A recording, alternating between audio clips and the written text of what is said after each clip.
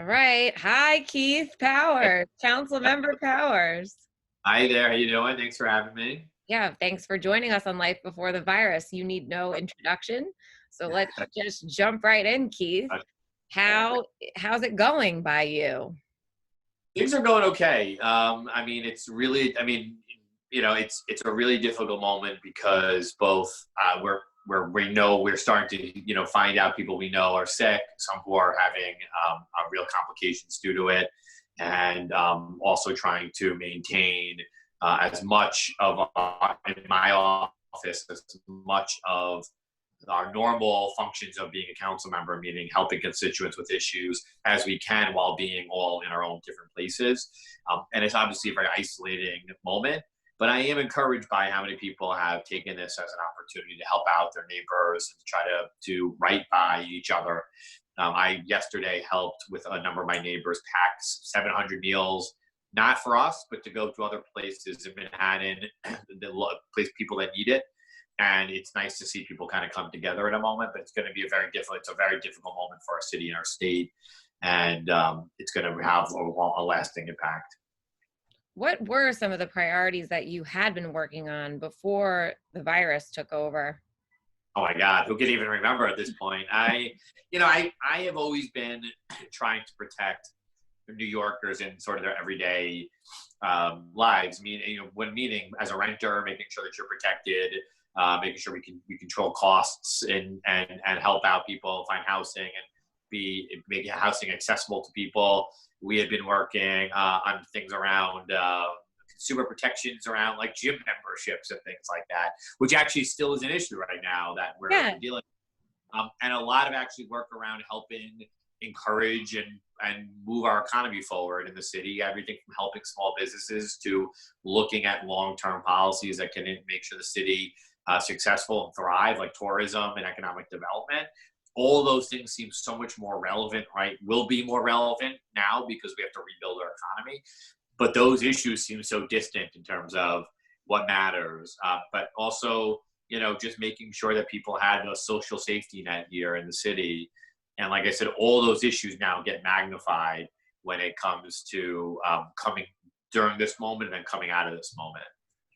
So what has your day-to-day been like, besides for yesterday where you volunteered and packaged these meals? Yes. What have you been doing on a regular basis? So we had the first week, we reorganized my office, and instead of having somebody handle the Upper East Side and somebody handle Stuyvesant Town and Midtown and then a legislator, we basically said everybody's going to have a portfolio that includes focusing on small businesses, focusing on renters and tenant issues, focusing on parks and open space and transportation to help track and hospitals and things like that. Have somebody who's doing volunteer organizing right now. Have somebody who's doing managing resources like hotel rooms for hospital workers and companies that want to repurpose themselves to make masks. So we've been trying to basically be an access point for people. People call our office, they say, I can't get through to unemployment. We work with the Department of Labor to get somebody to call that person and get them on the phone.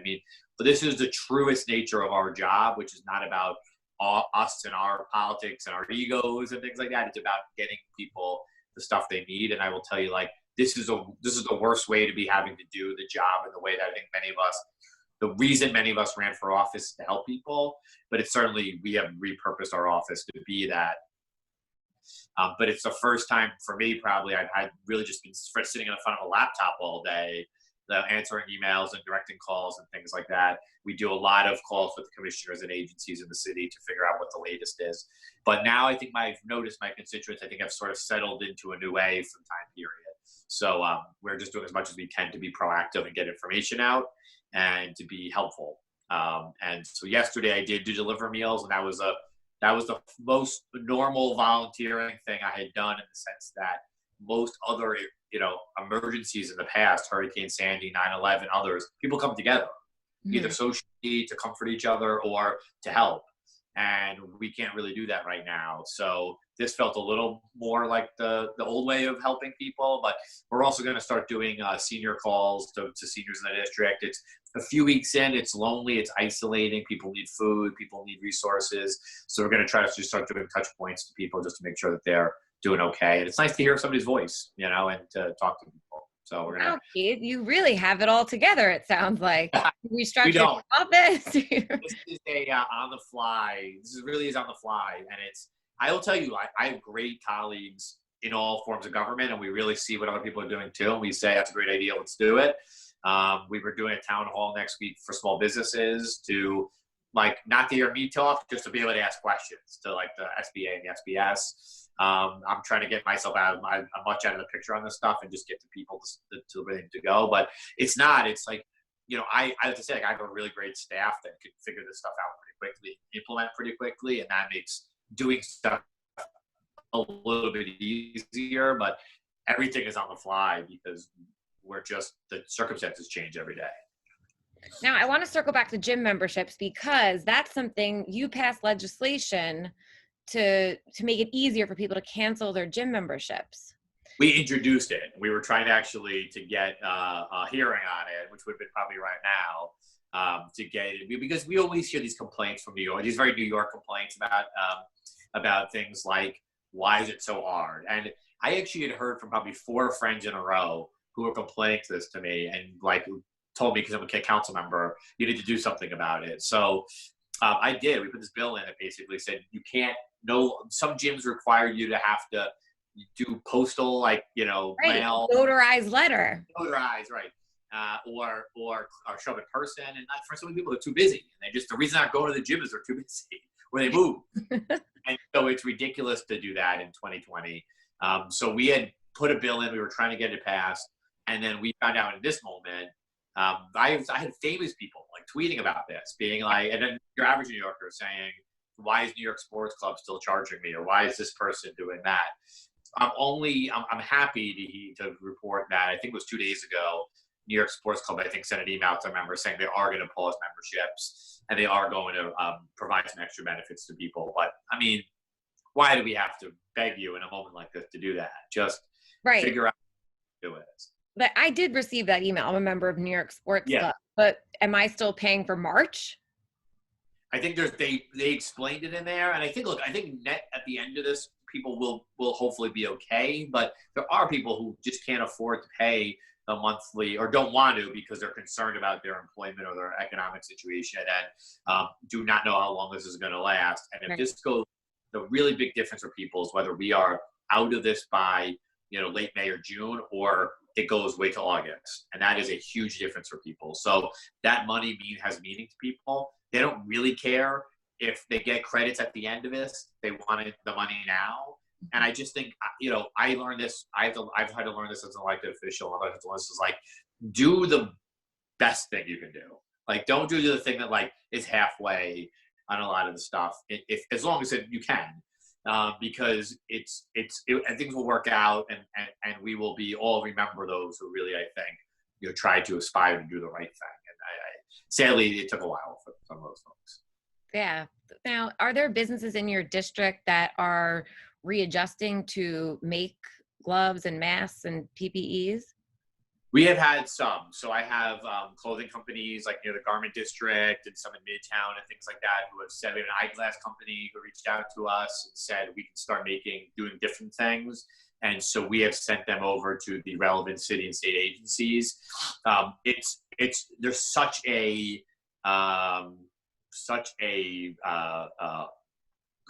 tremendous amount of businesses that have either come forward and said, like, I can make stuff, or I have access to resources. The hardest part is truthfully screening those to make sure that we've had companies reach out to us and say, I have 100 million tests and I can get them to you guys, and they're not the right test or the FDA approved test things. So like, we have to be careful about what we put into consumers' hands and what we put on people's faces and so forth. But we've had businesses that have said, I can immediately, turn around and do things differently. I'm not making anything right now, so why don't I be helpful? And like, what has that process looked like? Like, is there an example you can give? If someone reaches out, then what happens? So if you are a business in my district, or by the way, if you can be anywhere, because this can't be so district specific right now. If you're anywhere, you can reach out to my office. You can tell us, I have a person who is coordinating this.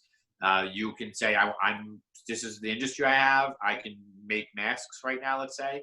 We will help go work with you to fill out the application for the city's process to submit your name. It is important you get that application right because sometimes they won't reach out to you if it's incomplete information.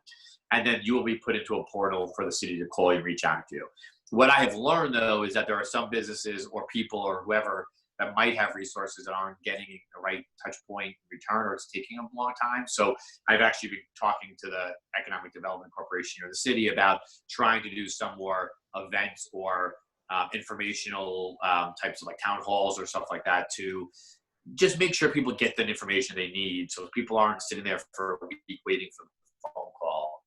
So we're trying to work on that to help both elected officials who are getting them the input, the stuff, the incoming, and then also people want to help to get them more information. But it does take time. And if you're trying to like sell us something that doesn't fit the needs right now, they're not going to obviously accept it. But if you do, there's a way to do that. You can reach out to my office. We'll walk you through it. And then we will also try as much as we can to advocate to make sure that they get in touch with you. And then the other big issue is the unemployment that you touched on a little bit. So do you have any advice or counsel for the people out there that are seeking unemployment and they can't get through on the phone? So if you cannot get in touch with Department of Labor, you should call my office. And I have a person in my office who's dealing with unemployment. And what we do is we send your information. What we need is usually your name, your phone number, and the last 4 digits of your social security. We will throw it out. We will delete the email. We need your full social. That's what they need. We will send that to them. They will give you a call. I believe it was either yesterday or today. I think yesterday. They're resuming. They put on pause the calls because it's so overwhelming. Mm-hmm. They are doing callbacks now. All you need to do is fill the application out and then send us your information. If you can't get through, we will get somebody to call you. And Ben in my office is doing a fantastic job making the connections, and people obviously are I think grateful that they can get the stuff they need. And second is the state made a slight tweak, which is that instead of the federal government's now enhancing unemployment. What New York State is going to do is get you the money and then seek reimbursement from the federal government rather than having you have to go to the federal government to get it. Just so basically, if you go on unemployment, we're going to send you the regular unemployment. And then we're going to send you the enhanced $600. You'll get all of that. And then we'll go and get the state will get the enhancement just to make people's lives a little bit easier and I think streamline it. So we want people to get the money because rent is due, bills are due, food and things like that are necessary right now. We want to make sure that we can get people unemployment. So if you're not getting it, just call or email our office. Wow. So you're really handling everything, Keith. Seriously, you have the best. We're trying. You have all these different divisions. It's really phenomenal. Thank you for everything that you're doing. Thank you. Well, I will say though, but like even that system by which they set up, which we are just helping, sort of like be a coordinator with, the system where you can't get through and somebody calls you back. Like government doesn't always work like that. And I'm actually like to say like that is a good way to see the government work, which is to like have a process, but also help those who can't get through to it. And I think that was credit to the Department of Labor for doing that. But not everybody knows about it. So we're trying to make sure we can get people into that pipeline. What are other things that you see on the front lines that you can relay here to anyone who's watching and listening? Well, one is, just as more general, but like a lot of us live in apartment buildings right now. Where I live in Stuyvesant, they're doing a great job cleaning, re-expressing different social norms now, stuff like that. But do remember that you have neighbors and maybe not everybody wants to ride the elevator with you, or maybe you should wait. There's a lot of people, especially seniors, who are living in a moment of kind of fear right now. You can do a couple things to help, which is just to give people a little bit of space and room. Help a neighbor where you think it's necessary. If you're young and able and you can go either do things like go and shop for people, you should do it. I just saw a woman who posted on Facebook that she doesn't want to go and mail something for absentee ballot. So a neighbor sent it to me. I'll leave it in front of your door. I'll come get it. Like think about all the ways that especially your seniors or those who are vulnerable, you can be helpful to right now. That's number one. That's just like how to be a good neighbor and how to be a good New Yorker right now. Number two is our small businesses really need your help, and they're going to need your help like a lot later down the road as well. So the good news is there's really good federal programs that are coming into place that are going to help a lot of small businesses, but they're going to need your dollars at some point. So I know I'm cooking a lot at home now, and I'm not a good cook, so it's good. This is good practice for me. But I do think that you should try to spend money a little bit outside of your house where you can. But also, as you get this money, like down the road when these businesses open up, that's when we're really going to need to go out and support our businesses. So if you're not spending that money now, really consider like being ready to go out and be a good neighborhood New Yorker once this comes back up. Second, food insecurity, and then third, food insecurity. There's a lot of food insecurity. We are doing stuff with City Harvest, particularly if you're in Manhattan. It's a little bit easier, but anywhere else you can call our office. We had what we did is we basically took over food delivery and food meals for one of the senior centers down the block for me. So yesterday I delivered most of them myself, a bunch of meals to people who ordinarily would go to the seniors. So some in my district, some not outside of my district. We just got a car and dropped the meals off. But people do need stuff. So it may not be right now, though. It may be somebody who just doesn't want to go out the door and go shopping next week because they're old or they're scared. And so you should really try to think about helping those who are in need. If you do need food, people do need food access, they should contact our office or call 311 or other things like that. And lastly, there's a lot of questions. When are we going to get out of this? I just tell you, like, we are not sure. And really act like this is a longer term thing that you might want to believe or hope. And I don't say that to disparage people, because if it's shorter, that's amen. Like, we'll all be back out living our lives. But understand that this may be a little bit longer than we all think. And even the opening or reopening of businesses is going to take time and probably phases. So just, really kind of like be ready for that. And if you are like isolated or feeling sort of like lonely at this moment, like, really kind of engage with your network and your friends and things like that, but also just be prepared, whether it's around food or emotionally or personally, for the fact that this may be a few months. And we are seeing some good news, but I don't know that we can get out of this immediately, even when the numbers start to trend the right way. So just be mindful of that. And if it's sooner than that, that's great. We can have a wonderful moment in New York and we all get back to our lives. I know that's the hope, Keith. And the last thing that I want to ask you about are elections. I know that some of the dates have changed, and what does that look like for you, for your colleagues, and what are your thoughts? There's a lot to it. For me, I'm not much. Thankfully, I have to run next year. There's a lot of folks. So June 23rd is now the the federal primaries, the state primaries, and some other elections as well.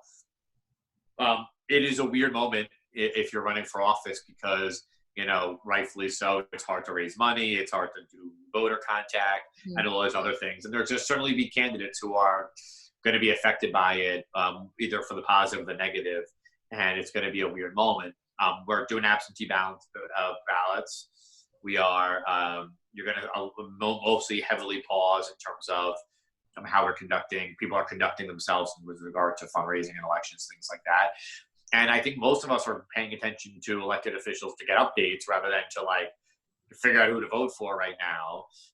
But it is going to be a weird moment in the city, state, and country around elections. But June 23rd, you're going to still be able to vote. If you have any issues, like I need to get an absentee or stuff like that, we'll help out anybody who needs it. There are going to be some people maybe can't mail an absentee, so I will, after this, try to figure out how we can help those people out. But also, we'll do our best to try to help people get information. But one has to assume this might be lower turnout.